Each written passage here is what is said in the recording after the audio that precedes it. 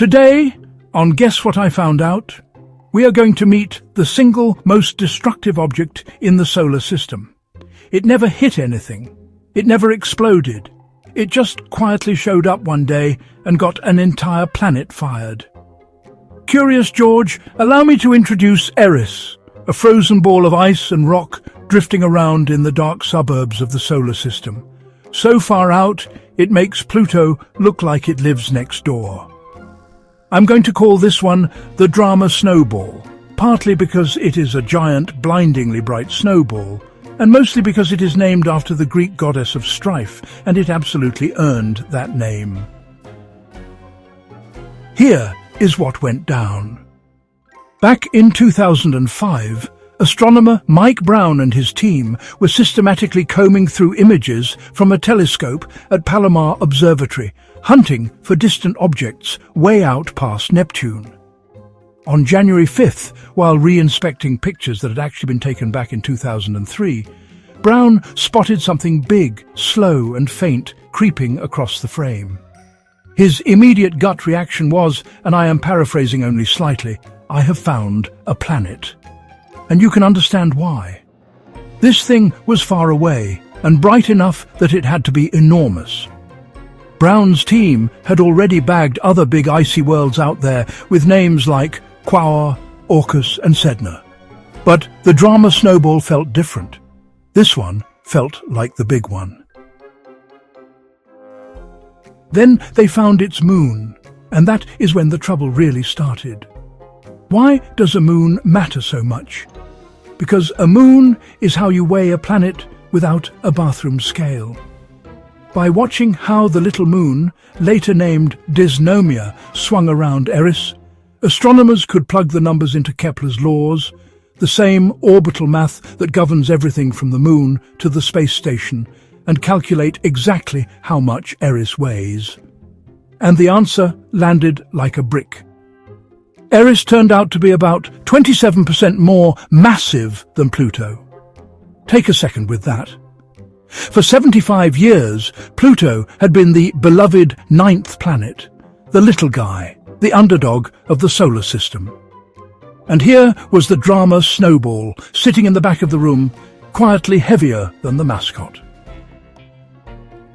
This created what I can only describe as a full-blown identity crisis for astronomy, because the logic was brutal and inescapable. If Pluto is a planet, and Eris is bigger than Pluto, then Eris has to be a planet too. And it gets worse because Eris was not alone. There were other hefty, icy bodies out there like Makemake and Haumea. So astronomers were suddenly staring down two choices.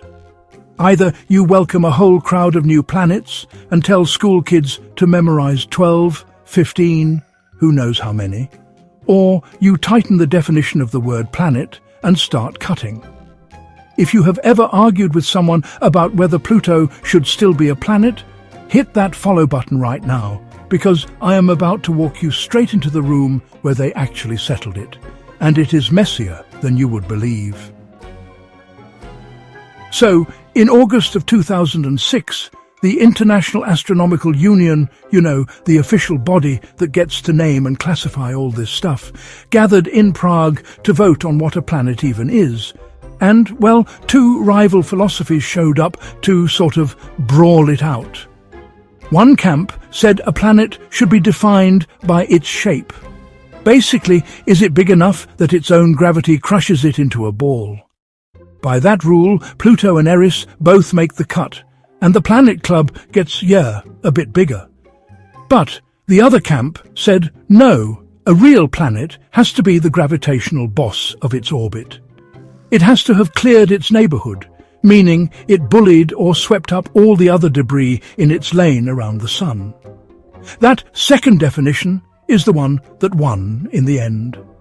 And here's the catch that, doomed our underdog. Pluto and Eris both live in crowded zones, absolutely packed with other icy chunks. Neither one cleared its neighborhood. Neither one is the boss of its lane. So the IAU created a brand new category for them, the dwarf planet. big enough to be round, not powerful enough to rule. And just like that, the solar system officially dropped from 9 planets to 8, and Pluto was reassigned. Eris, the drama snowball, had walked in and gotten the 9th planet demoted without lifting a finger. The goddess of strife would be proud. Now, I am dying to know where you land on this, Curious George. Knowing what you know now, do you think Pluto should still count as a planet? Or did the astronomers get it right by demoting it?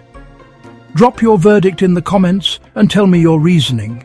Because this is the rare science debate where I genuinely think the audience arguments are better than the experts.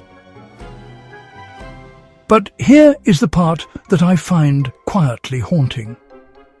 We made Eris this big villain, the planet killer, and yet we have never actually seen it up close. Not once. Everything we know comes from squinting at a distant point of light. We know it is roughly the same size as Pluto, just a hair smaller, but noticeably denser, which means it is packing more rock inside.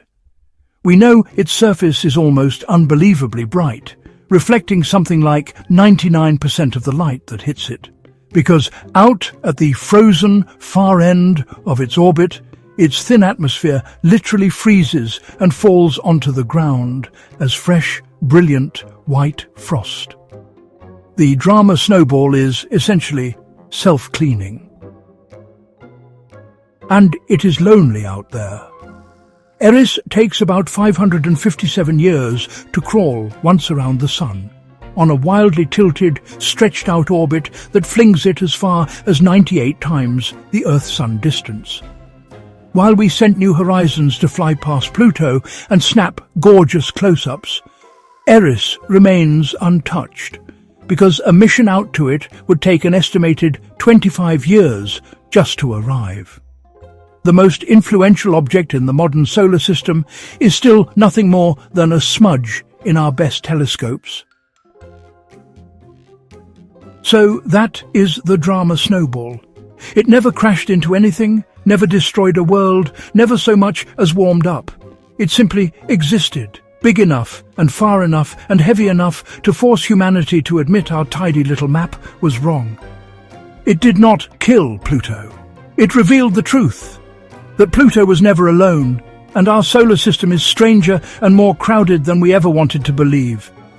If your brain just did that satisfying little reshuffle where the universe got bigger, do me a favor and smash that like button and subscribe, because the next thing I hold back from the research void is every bit as strange as the snowball that fired a planet. See you there, Curious George.